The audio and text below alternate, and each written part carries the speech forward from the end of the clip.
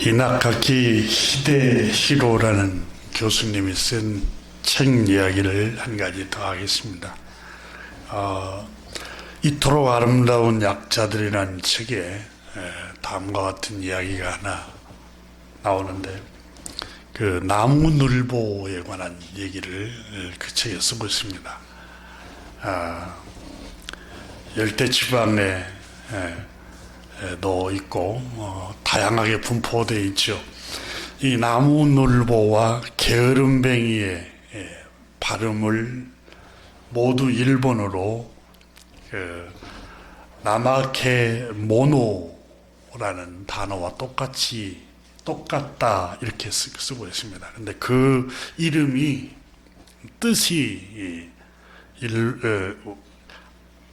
아쉽지 않을 정도로 나무늘보는 움직이지 않는다, 그런 뜻을 지니고 있다고 합니다.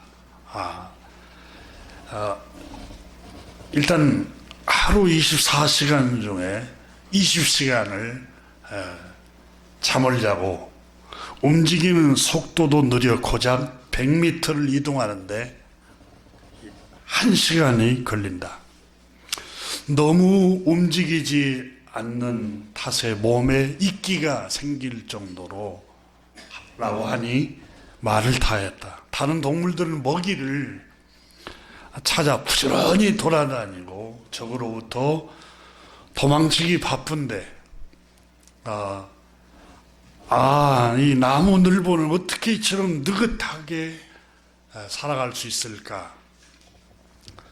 사실 이 게으름은 나무늘보의 어엿한 지혜요, 전략이다, 이렇게 작가는 이렇게 적었습니다. 나무늘보가 살고 있는 남미 대표적인, 남미에 많이 분포되어 있는가 보죠. 남미의 대표적인 포식동물은 제규어라는 그 야생 고양이과 아주 재빠른 그 표범 비슷한 동물이 있습니다. 이 제규어라는 맹수가 강물 속에 있는 악어까지 이렇게 포획해서 잡아먹습니다. 언젠가 동물의 세계를 한번 시청한 적이 있는데, 그 제규어가 강물에 있는 악어까지 날카로운 이로 끌고 이 육지 밖으로 와서 먹이를 먹는 걸 보았습니다. 네, 이 부분에 대해서 이 교수가 써놓은 건데, 이 수육과 그러니까 물속과 육지에서도 양쪽에서 활동하는 최고의 맹수다, 이렇게 적었습니다. 근데 이 고양이과임에도 불구하고 이 제규어라는 동물은 물을 무서워하지 않고 물속에서도 헤엄을 치어서 닥치는 대로 먹이를 사냥을 합니다.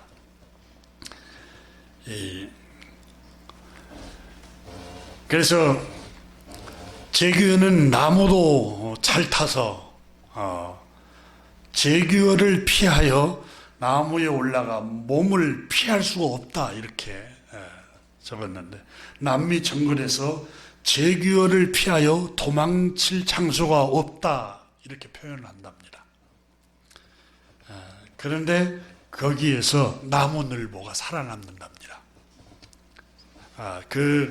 이 나무늘보가 살아남는 이 지혜에 관해서 이분은 그 책에 적었습니다. 나무늘보는 굉장히 게으르고 느리고 순발력도 거의 없는데 살아남는다는 거예요. 심지어 악어는 여러분 날카로운 이빨을 갖고 있고, 그런데도 제규어에게 제압당해서 먹잇감이 되는데, 이 나무늘보는 아주 느리게 이렇게 나무를 기어 다니는 걸 여러분 보았을 것입니다. 오직 움직이지 않으면은 몸에 이끼가 낀다 할 정도 별명이 붙었겠습니까? 늘상 나무늘보는 잠만 자고 있을 수는 없다. 어쨌거나 살아나기 위해서는 먹이를 찾아 먹어야 하는데 나무늘보의 식사는 전략적이다. 나무늘보는 독이 있는 나뭇잎을 먹고 먹이로 삼고 있는데 이 지역에서 독이 있는 잎을 먹는 동물은 나무늘보밖에 없다. 경쟁자가 없으니 필사적으로 먹이를 돌아다닐 필요성을 느끼지 못하고 또 그렇게 하지 않아도 먹이가 풍부하다는 것이다. 나무늘보는 거의 움직이지 않기 때문에 체력 소모도 작고 따라서 먹는 양도 아주 적어 그야말로 성공적 원가 절감을 달성하고 있다. 이 책에 그렇게 적었습니다. 나무늘보는 기초대사의 에너지를 소모를 막기 위해서 체온을 유지하지 않고 외부 기온에 맞게 체온을 변화시킨다고 합니다. 이렇게 굳이 기운을 낭비하면서 부단히 돌아다니는 것만이 능사가 아니다. 움직임을 최소화하여 눈에 띄지 않게 살아가는 나무늘보의 전략이 매우 뛰어난 약자의 전략이다. 이렇게 적었습니다.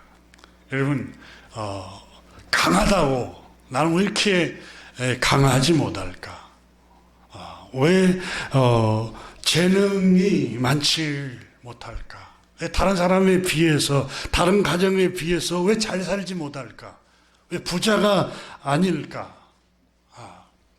이렇게 우리가 투덜거릴 수는 있습니다.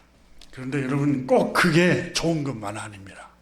우리가 이미 로마서를 통해서 바울 선생님이 우리에게 가르치고 있습니다. 풍요로운 밥상이 영혼의 덫이 되고 올무가 된다는 겁니다. 오히려 약함이 이 나무늘보는 여러분 느린 것 때문에 생존합니다. 느린 것 때문에. 우리가 오늘 감사할 주권이 여러분 하나하나 생각하면 너무 많습니다. 많은 거, 풍성한 거, 그것만이 아니라 여러분 내가 약한 것 때문에 오히려 유익한 점들이 우리 영혼에는 많습니다. 저는 하나님께 감사 기도를 드리면서 교우들은 여러 가지 생각을 할 수 있지만 저는 그렇습니다. 처음부터 하나님께 기도할 때 하나님 나에게 목회를 할 때 너무 제가 감당치 못할 큰 게 말고 너무 또 형편없이 내가 감당치 못할 그런 목회 말고 저에게 맞는 그릇에 맞는 교회를 사역하게 해주세요. 내가 기도를 했습니다. 왜냐하면 잠언에 아굴이라는 분이 그런 기도를 드립니다. 하나님, 나에게 평생 소원이 두 가지 있습니다. 하나는 정직하게 살아가게 해주세요. 거짓말하지 않고 정직하게 살아가게 해주세요. 그리고 두 번째는 하나님, 일평생 겸손하게 살아가게 해주세요. 자, 너무 부하고 풍요로우면 하나님 교만해지기가 쉽고 교만을 그 유혹을 내가 이길 수가 없습니다. 너무 풍요롭고 너무 크고 위대한 걸 나에게 주면 내가 넘어집니다. 감당치 못합니다. 그리고 너무 가난하고 너무 살기가 너무 궁핍하고 십절하면 내가 살아가기 위해서 거짓말을 하고 속이게 됩니다. 그래서 나에게 일용할 양식, 너무 과하지도 않고 형편없이 모자라지도 않고 하나님 그런 복을 나에게 주십시오라고 기도를 했습니다. 저는 아굴이라는 사람의 묵상하면서 정말 지혜로운 분이었던 것 같아요. 여러분, 수많은 사람들이 성공해서 많이 넘어집니다. 여러분, 한국교회 목회자들도 세상 말로 성공했던 목사들이 이 넘어진 사람들이 여러분 보도가 안 됐지 어마어마하게 여러분 충격적인 사건으로 넘어집니다. 성경에도 여러분 다윗이 넘어지고 솔로몬이 넘어지고 위대한 일을 한 것 때문에 여러분 사무엘의 아들들이 타락하는 걸 성경에 나오죠. 탐욕에 눈이 어두워서 아버지가 성공하니까 아들들이 방탕해요. 그 엘리의 제사장이 성공하니까 그 두 아들들이 완전히 영혼이 피폐해지고 타락해버리는 거다. 예, 성공하고 위대하고 크고 좋은 것만 좋은 게 아니에요. 바울 선생은 오늘 이 로마서를 쓰게 된 이 불의의 명작을 쓴 바울 선생이 로마서를 쓴 바울 선생이 고린도후서에 여러분 이 바울 선생이 성경을 13권을 써서 오고 오는 수많은 인류 후손들에게 영혼의 등불을 비추잖아요. 이 불의의 명작들이 어떻게 나옵니까? 바울 선생은 고린도후서 6장에 보면은 죽을 고비를 수없이 넘기잖아요. 궁핍과 가난과 처참한 가난을 통해서 그래서 누가 선교를 서포트하면은 그 선교비 좀 받아가지고 생활하고 또 그게 안 되면은 건축업 자기가 생업 장사를 하잖아요. 장막 장사를 그걸 해서 이어가고 여러분 빌립보서를 보면은 에바브로도 편에 누가 조금 선교 헌금을 주면 그걸 갖고 또 생활을 하고 이런 생활을 해갔습니다. 제가 신학교를 다닐 때 너무 가난하게 생활했습니다. 저희 부모님이 농부였기 때문에 너무너무 가난했어요. 그래서 그 학교를 다니는데 비용이 모자라서 차비가 없고 밥 먹을 돈이 없으니까 한 끼는 그냥 굶었어요. 물로 배를 채웠어요. 물로. 그러니까 그리고 이제 제대로 그때 전도사를 하는 학교 교육 전도사를 하는데 구두도 없고 또 와이셔츠도 없고 넥타이도 살 돈도 없고 그러니까 같은 반 친구 형이 너 거지처럼 다니려면 학교 그만두라. 온갖 이게 너무 가난해서 이렇게 거지라는 소리도 듣고 핀잔도 듣고 그런 소리를 듣기도 했습니다. 근데 바울 선생도 여러분 엄청 궁핍한 생활을 합니다. 그래서 또 이 가난 때문에 절망할 뿐만 아니라 바울 선생은 또 병까지 얻었습니다. 병. 질병 때문에 너무 고통스러워하는 거예요. 이 가난도 서러운데 질병이 찾아오니까 얼마나 고통스러워요. 외롭고. 그러니까 하나님 고린도후서 1장에는 그러잖아요. 살 소망까지 끊어졌다. 이게 무슨 말이냐면 죽고 싶은 충동, 자살하고 싶은 충동이 고린도후서 1장에 보면은 살 소망이 끊어졌다는 표현은 얌전한 표현이에요. 그 삶을 포기하고 싶을 정도로 내가 힘겨웠다 이렇게 적고 있잖아요. 그런데 이는 하나님이 나를 향하신 계획이 사람을 의뢰하지 않고 하나님만 의뢰하도록 하기 위해서 그런 고난을 주셨다라고 고백하잖아요. 그리고 고린도후서 12장에서는 바울 선생이 내가 이 나에게 육체의 가시, 질병, 늘 나를 아프게 하고 나를 슬프게 하고 나를 좌절시키고 나를 낭망시키는 것들이 내 안에는 가시가 있었다. 육체의 가시, 질병이 있었다. 늘 가시는 찌르는 걸 말하잖아요. 여러분 찌르면 아프고 괴롭고 고통스럽고 슬프잖아요. 근데 이 괴로움을 가지고 하나님께 나는 3번 작정 기도를 했다. 근데 하나님께서 나에게 주시는 세미한 음성을 내가 분명히 들었다 그러잖아요. 바울에게 하나님께서 말씀하신 게 고린도후서 12장에 이렇게 말씀하시죠.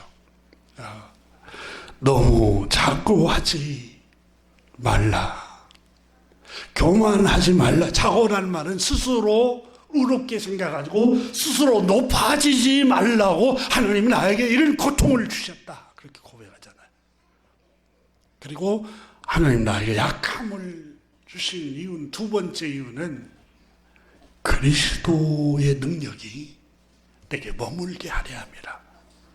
그리스도께서 나와 함께 계신다는 걸 느끼게 하기 위해서 나에게 약함을 주셨다는 거예요. 약함을.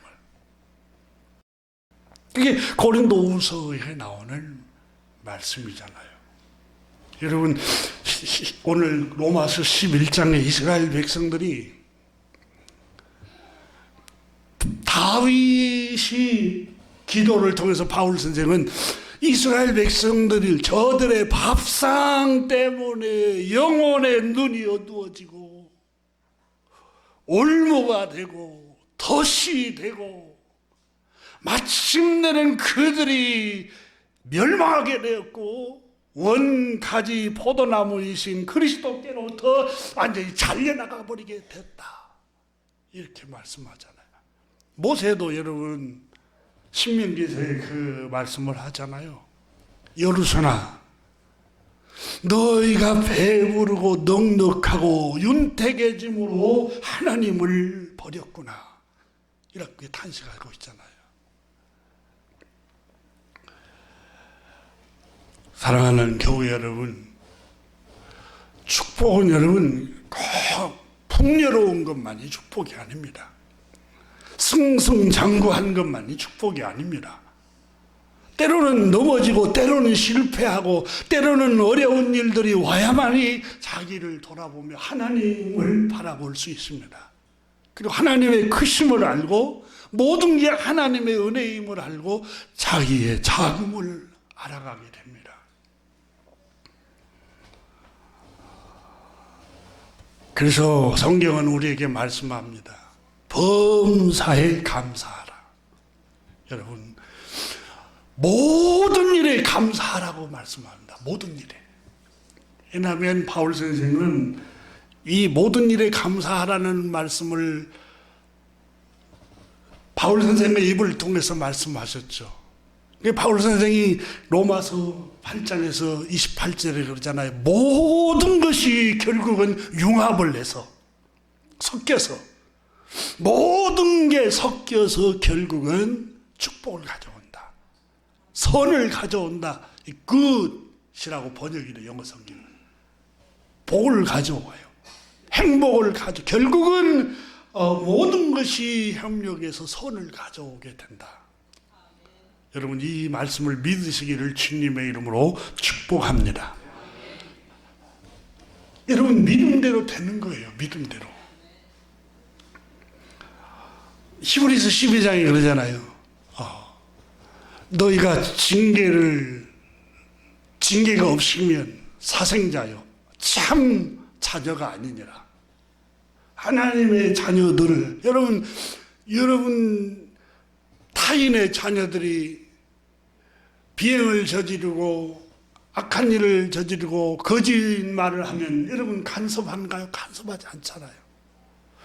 내 자녀가 여러분 비행을 저지르고 거짓을 일삼고 이러면 어떡합니까? 늘 책망하는 말을 하잖아요. 매를 들고 계속해서 여러분 권고하고 때로는 화가 나면 침묵을 하기도 하고. 그러니까 너에게 징계가 없으면 사생자요 참 아들이 아니니라 그랬어요. 그러니까 징계는 참 아버지는 아들을 자녀를 딸을 징계한다 그랬어요. 히브리서 12장에. 그러니까 징계는 당시에 슬퍼 보이나 당시에는 불행하게 보여. 불행하게. 왜 나에게만 이런 고난이 있어야지? 왜 나에게만 이런 슬픔이 있어야 돼? 왜 내 가정에만 이런 어려움이 있어야 돼? 내 친구는 승승장구하는데 왜 나에게 우리에게만 이렇게 실패가 있어야 돼? 이 징계가 당시에는 슬퍼 보이나 마침내는 의와 평강의 열매를 맺느니라고 그랬어요. 마침내는. 그래서 우리는 여러분 모든 일에 감사하며 살아가기를 주님의 이름으로 축복합니다. 모든 일에 감사를 하십시다. 하나님은 우리의 실수까지도 협력해서 선을 가져오시는 분이라고 성경은 약속하고 있습니다. 오늘 본문에 여러분 바울 선생은 계속해서 11장에서 우리 같이 한번 봅니다. 9절에 한번 보십시오. 11장. 그들의 밥상이 또 다윗이 이르되 그들의 밥상이 올무와 덕과 거치는 것과 보응이 되게 하시었고, 그들의 밥상이 오히려 올무가 되고 덫이 되고 보응이 된다는 거예요. 여러분 모든 하나님의 사람들이 거의 다 밥상이 없을 때, 다시 말하면 굶주리고 궁핍하고 박해를 받고 약할 때에 다 하나님의 음성을 듣고 하나님을 만납니다. 거의 다 그러잖아요. 성경에 나오는 수많은 사람들 한번 보십시오. 아브라함이 여러분 하나님의 음성을 언제 듣습니까? 자식이 없을 때, 자식이 없을 때요. 100세가 되도록 자식이 없어요. 다시 넓게 적용하면 자식이 잘 안 돼요. 자식 때문에 늘 가슴 아래를 앓아요. 속이 썩혀요. 물질적인 축복은 받았는데 또 자식 때문에 너무너무 고통스러운 거예요. 하나님께서는 공평하신 것 같아요. 모든 복을 한꺼번에 다 안 줘요. 여러분 아까 일본 학자가 자기 책에 고백한 것처럼 제기어가 재빠르고 용맹하고 사납지만 여러분 눈이 조금 어둡답니다. 눈이. 그러니까 느리게 움직이는 나무늘보는 안 움직이고 가만히 있으니까 발견을 잘 못한대요.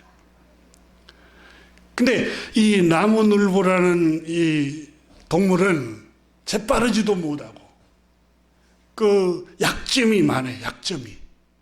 그러니까 능숙하지도 못하고 재빠르지도 못하는데 느린 것 때문에 살아남잖아요. 또. 근데 하나님은 공평하신 하나님이세요. 모든 게 다 갖춰져 있는 게 축복은 아니에요. 그러면서 10절에 그들의 눈은 흐려보지 못하고, 밥상이 풍요로운 사람들은 영혼의 눈이 어두워지고, 또 그들의 등은 항상 굳게 하옵소서. 굽어있다. 똑바로 살지 못해요.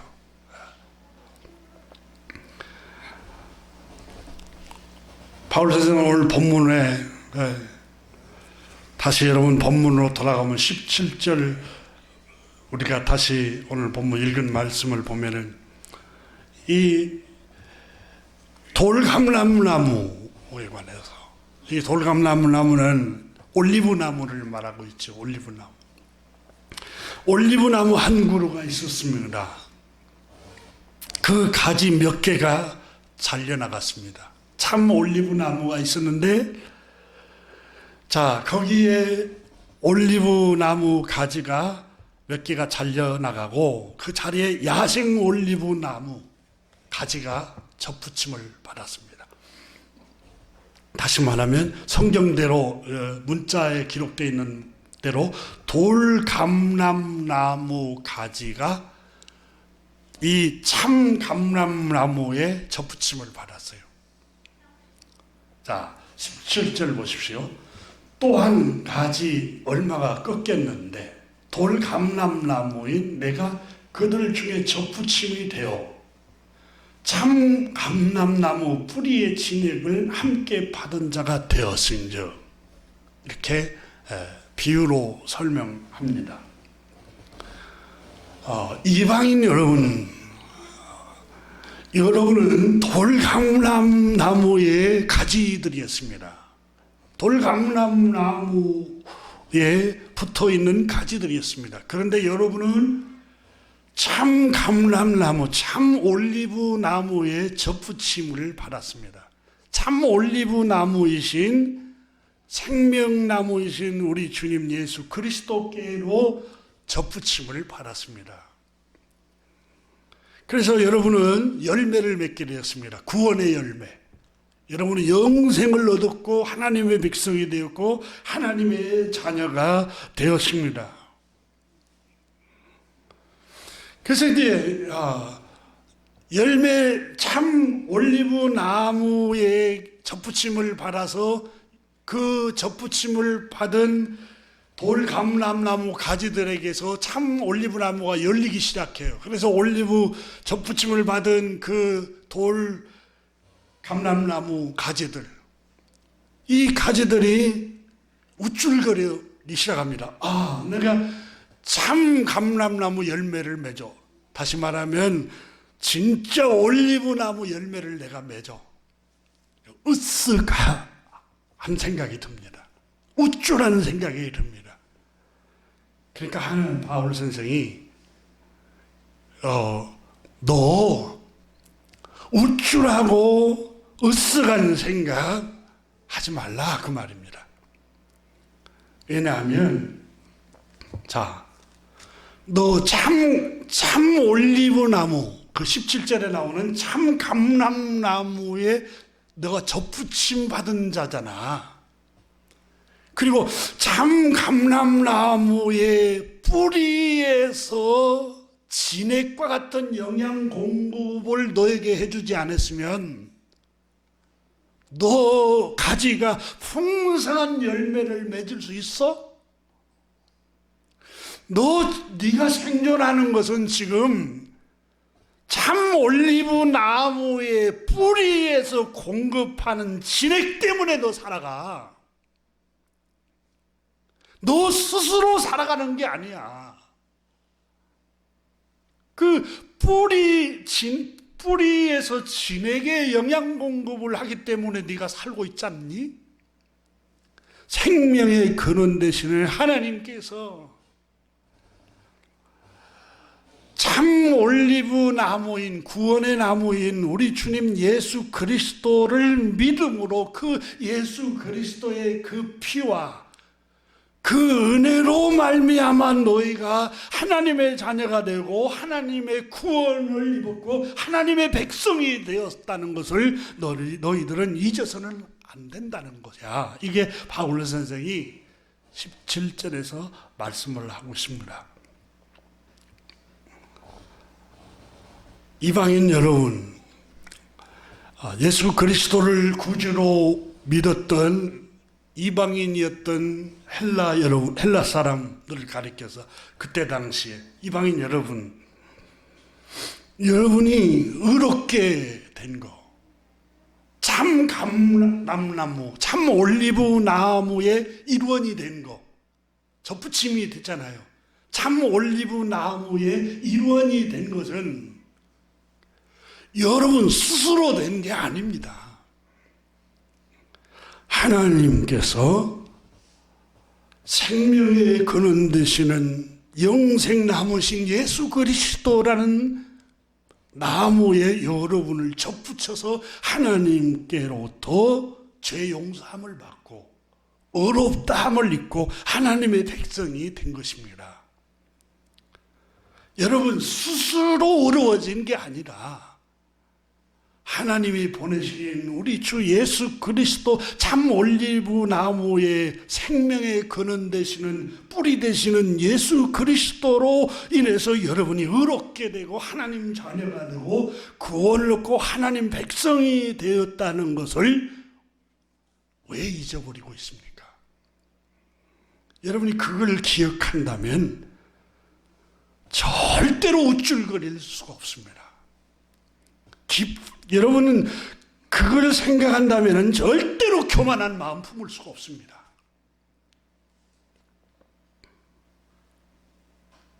여러분은 본래 돌감람나무 가지였습니다. 돌올리브 나무의 가지였습니다.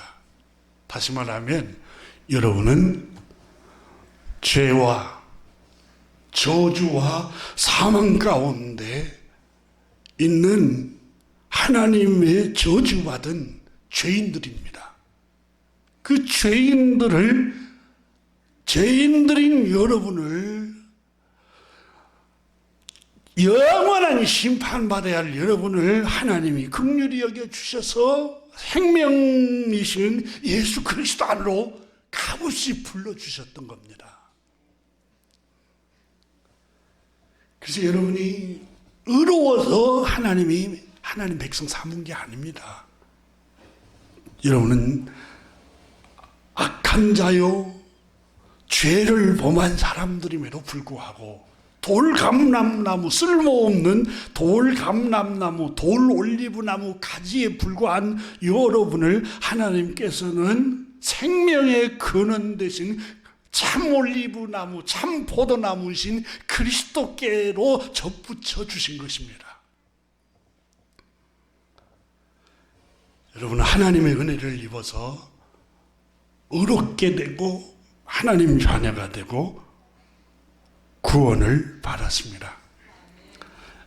이 얘기를 하면서 바울 선생은 그러므로 여러분은 교만한 마음 품어서는 안 됩니다. 교만한 생각을 품어서는 안 됩니다. 또 그 눈이 어두워진 유대인들을 향해서 정죄해서는 안 됩니다. 사랑하는 교회 여러분, 우리 안에는 그런 모습이 있지 않습니까? 나보다 더 신앙생활을 열심히 못하는 사람 보고 혹시 정죄하고 있지는 않습니까? 나보다 더 하나님께 열심을 안 가졌다고 또 정죄하지는 않습니까? 경건하게 나보다 더 경건한 삶, 거룩한 삶을 추구하지 않는다고 혹시 손가락질하고 정죄하고 있지는 않습니까? 바울 선생은 바로 그걸 우리에게 교훈을 하고 있습니다.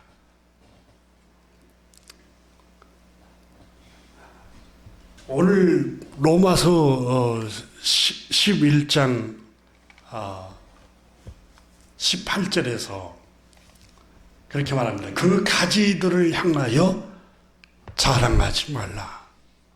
우리는 하나님 백성이야. 우리는 구원받아서. 우리는 너희와는 틀려. 너희들 구원받지 못한 너희들하고는 틀려. 여러분, 그 이단들 가운데 너 구원받았어? 구원받은 날짜가 언제야? 모르잖아. 우리는 구원받은 사람들이야.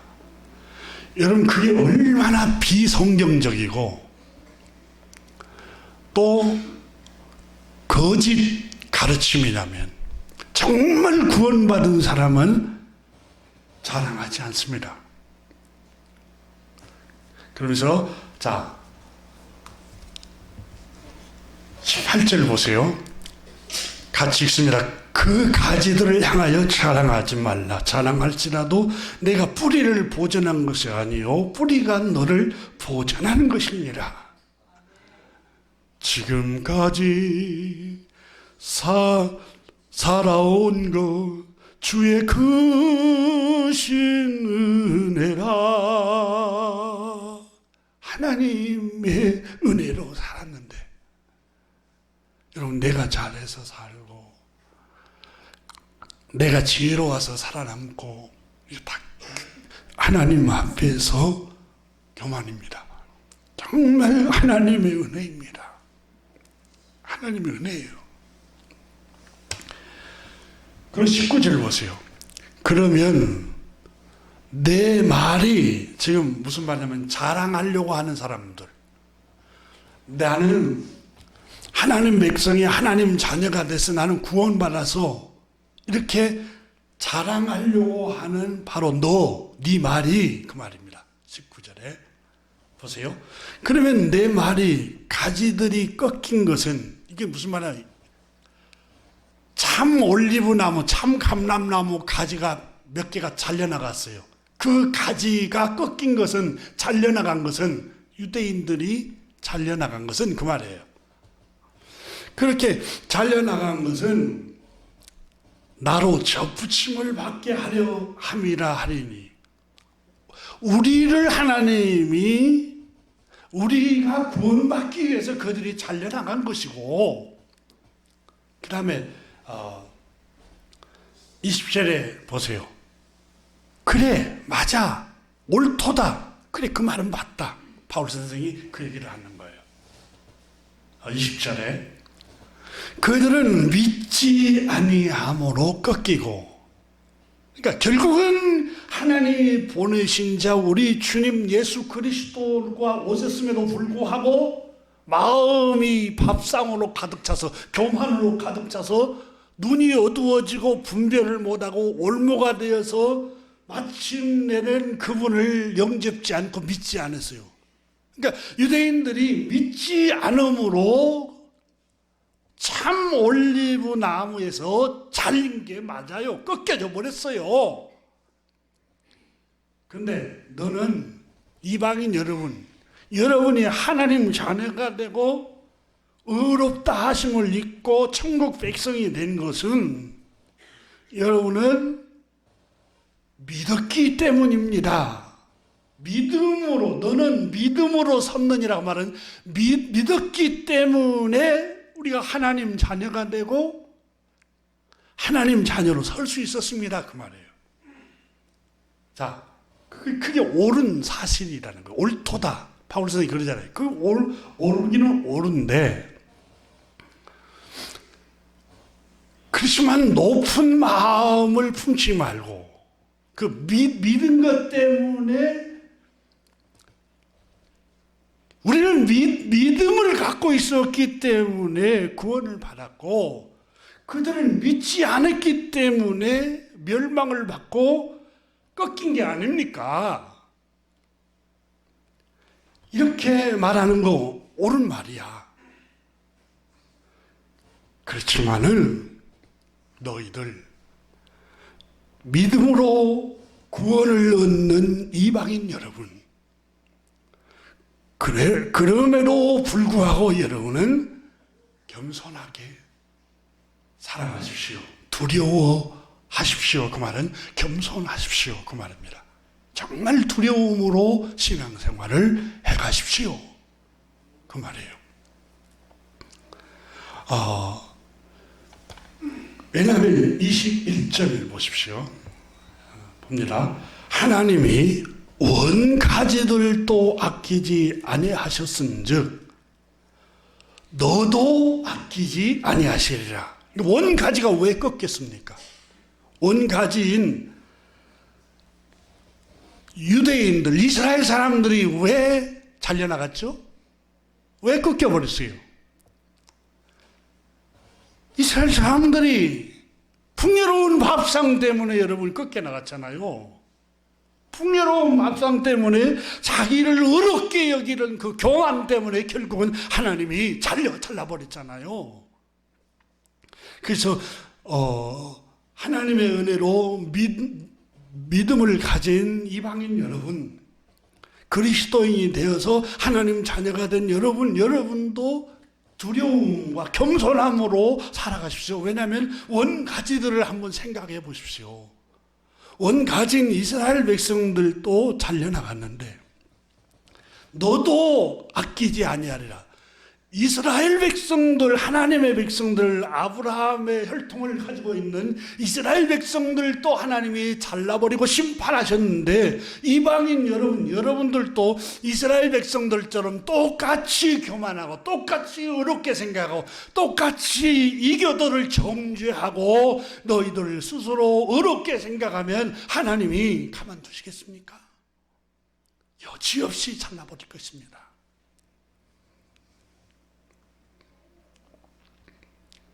22절을 보십시오. 그러므로 하나님의 인자하심과 준엄하심을 보라 그랬어요. 인자하심은 하나님 사랑을 생각해보고 준엄은 하나님의 심판을 생각해보라는 거예요. 그리고 계속 있습니다. 넘어지는 자들에게는 준엄하심이 있으니 너희가 만약 하나님의 인자하심에 머물러 있으면 그 인자가 너희에게 있으리라. 그렇지 않으면 너도 찍힌 바 되리라. 좀 어렵게 바울 선생이 전문적인 용어를 써서 기록을 했는데, 자, 하나님의 인자하심에 머물러라. 하나님의 사랑과 은혜 안에 머물러라. 그 말이에요. 하나님의 사랑과 은혜를 안에 머무르는 비결이 뭐예요? 겸손입니다. 하나님의 심판, 준엄함을, 심판을 받고 준엄한 심판을 받는 것은 이스라엘처럼 행하는 겁니다.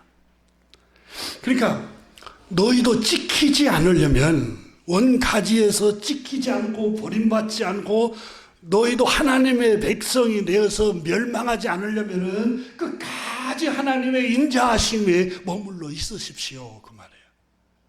두려움과 겸손으로 끝까지 그 겸손을 품고 살아가십시오. 그 말이에요. 형제를 정죄하지 말고, 없이 여기지 말고,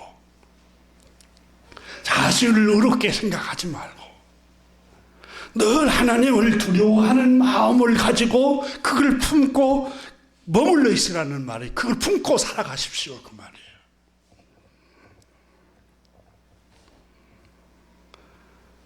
우리가 오늘 성경에 보면은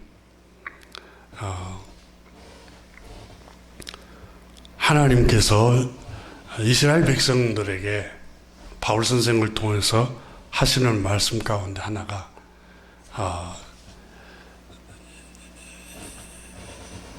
이스라엘 백성들이 잘려나갔잖아요. 근데 이방인들은 20절 보세요. 너는 믿음으로 섰느니라. 그리고 이스라엘 백성들은 믿지 아니한 것 때문에 잘려나갔다. 이렇게 기록을 하고 있습니다. 근데 바울 선생님 오늘 본문에서 강조하고 있는 것 가운데 하나가 그 믿었다는 것 때문에 높은 마음을 품지 말라는 거예요. 그게 20절에 나오는 얘기예요. 다시 말하면 한번 쉽게 설명합니다. 내가 믿었잖아. 내가 믿어서 구원받았지. 내가 안 믿었으면 어떻게 구원받았겠어? 이렇게 이렇게 고백합니다. 유태인들은. 바울 선생은 오늘 본문에서 그 점을 강조하고 있습니다. 믿음도 의롭게 생각할 요소가 아니라는 거예요. 왜냐하면 믿음도 하나님이 그저 주시는 은혜입니다. 은혜. 자, 그 점을 제가 성경이 말씀하고 있는 점을 한번 증거를 같이 살펴보겠는데요. 아브라함이 여러분 의롭게 된 것을 창세기가 뭐라고 기록합니까? 여러분, 아브라함은 우리 한국적인 사고방식으로 부도덕한 사람입니다. 아브라함은 믿음의 영웅으로 이스라엘 백성들이 떠받치고 있지만 부인이 둘입니다. 그렇잖아요. 한 사람 일부 다처제로 가지고 살아가고 있어요. 아브라함은 그런 삶을 살고, 아브라함은 또 거짓말을 했잖아요. 헤롯 왕, 애굽의 바로 왕에게 거짓말을 해요. 근데 또 아브라함은 여러분 성경을 이렇게 살펴보면은 도덕적으로 완벽한 사람이 아니에요. 흠이 많고 의로움이 없는 사람이에요. 근데 하나님께서 아브라함을 택하시고 의롭다고 칭해 주셨어요. 왜 그랬느냐? 창세기 15장 6절에 아브라함이 여호와를 믿으니 믿음의 여호와께서 그 믿음을 보시고 의로 여기시고, 그 여호와께서 이를 그의 의로 여기시고 그랬어요. 인간은 죄로 타락했다고 그랬잖아요. 아담이 죄를 범한 이후로 모든 사람은 죄의 유전자가 흐르고 있습니다. 그러니까 마음이 악해요. 어려서부터 악해요. 거짓말. 성경에 예레미야서에 나오잖아요. 모든 사람은 거짓말쟁이라고. 우리가 지금 거짓말 투성이 세상에 살고 있어요. 모든 게 여러분. 근데 이게 인간의 타락한 모습인데, 인간은 의로워질 수가 없어요. 의로워질 수 없으니까 하나님이 불쌍히 여기시고 그냥 의롭다고 칭해 주신 거예요. 뭘 보시고? 믿음을 보시고, 하나님이 말씀하신 그 말씀을 믿는 믿음을 보시고 그냥 의롭다고 칭해 주시고 선물로 주신 거예요. 그걸 신학적으로 이신칭이라고 그래요. 의롭다고 칭해 주신 거예요. 그러니까 의로운 일을 해서 의롭다고 칭해 준 게 아니라 죄인인 상태로 있어요. 의로워질 수 없어요. 그래서 의로워질 수 없으니까 구주를 보내주셔서 구주 예수 그리스도를 대신 죄값으로 속죄 어린 양으로 보내셔서 그를 믿는 자는 의롭다고 그냥 칭해 주신 거예요. 아브라함도 창세기 15장 6절에 보면은 아브라함이 여호와를 믿으니 여호와께서 이를 그의 의로 여기시고, 그러니까 믿음을 보시고 의롭게 여기신 거예요. 자, 로마서 4장을 같이 열어봅니다. 로마서 4장. 바울 선생이 로마서 4장, 유대인들이, 이스라엘 사람들이 가장 존경하는 사람이 누구냐? 아브라함이에요. 아브라함은 자기들의 조상이라고 말을 해요. 시조라고.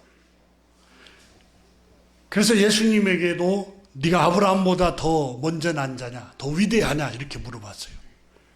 그런데 바울 선생이 아브라함이 의롭게 된 것이 무엇 때문입니까? 라고 4장에서 말씀합니다.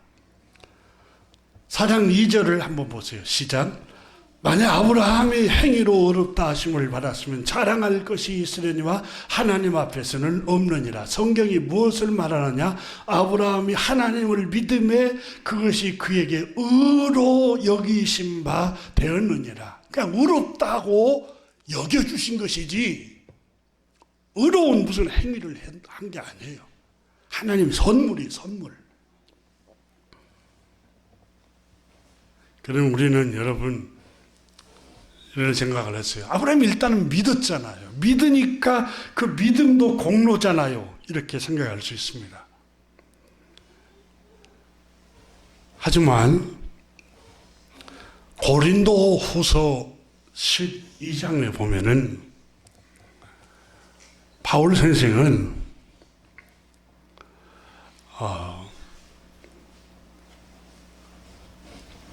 고린도서에 보낸 서신에서 믿음은 은사입니다, 이렇게 표현합니다. 여러분 한번 고린도서를 한번 고린도전서, 후서가 아니라 고린도전서 12장을 한번 열어보십시오. 고린도전서 12장을 보시면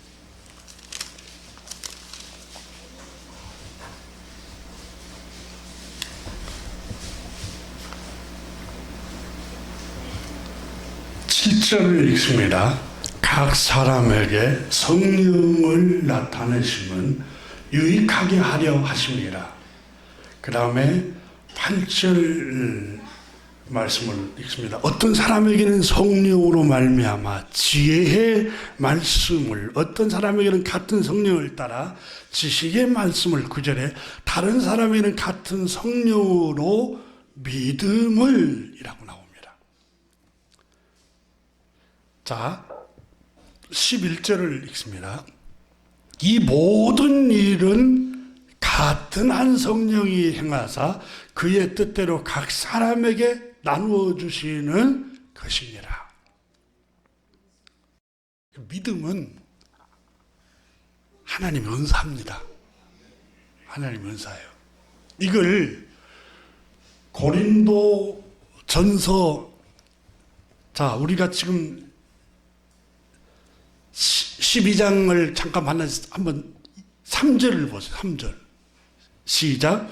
그러므로 내가 너희에게 알리노니 하나님의 영으로 말하지 아니하고는 누구든지 예수를 저주할 자라 하지 아니하고 또 성령으로 아니하고는 누구든지 예수를 주시라 할 수 없느니라.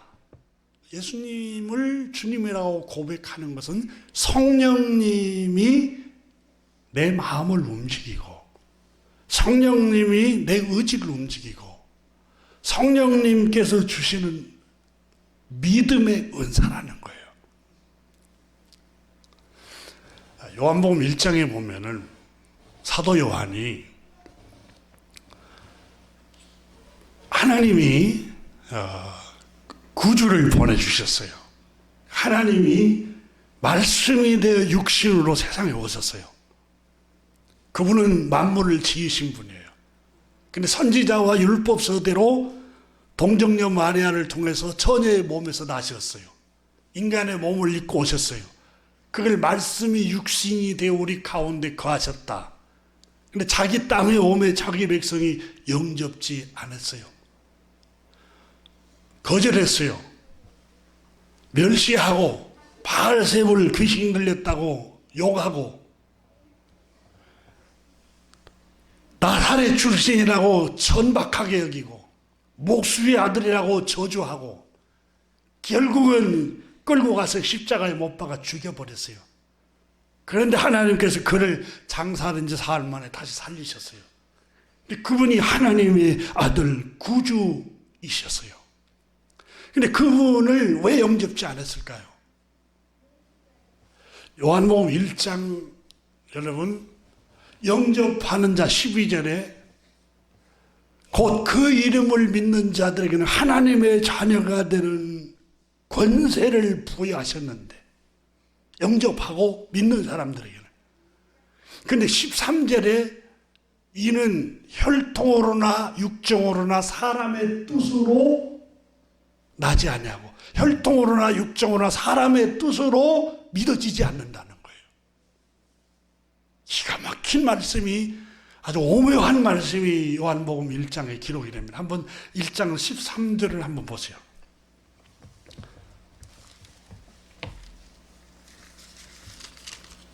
성경을 다 여시기 바랍니다.